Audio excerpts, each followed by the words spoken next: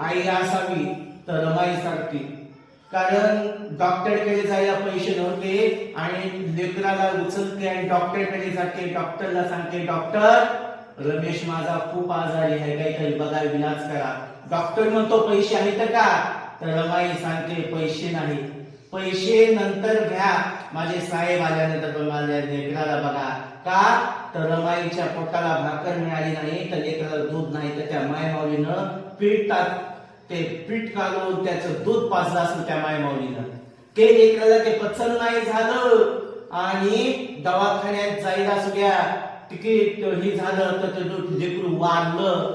डॉक्टरनं नाही बघितलं तर बाबासाहेब काय म्हणता, काय का, रामू मला माफ कर.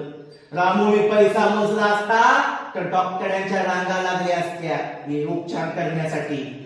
शरीरावरला उपचार करण्यासाठी लाख डॉक्टर आहेत, पण मानसिकतेचा उपचार करणारा एकच डॉक्टर आहे. मानसिकतेच्या वेदना आहेत. ही मानसिकतेचा त्रास कोणता? आपला आहे आजूक मनवाल्यांचा मानसिकता अचूक आहे बघा. जातीवाद, अंधश्रद्धा याच्या नावाखाली जगण्याचा अधिकार होता का? जातीच्या नावाखाली महिला सतीत जाण्याचे, बरोबर. नवरा मेल्यानंतर बाईला जळक्या अग्नीमध्ये होतं. पुन्हा आम्हाला चांगलं बोलण्याचा, खाण्या पेण्या लेण्या नेसण्याचा कसलाच अधिकार नव्हता. अहो चांगलं जर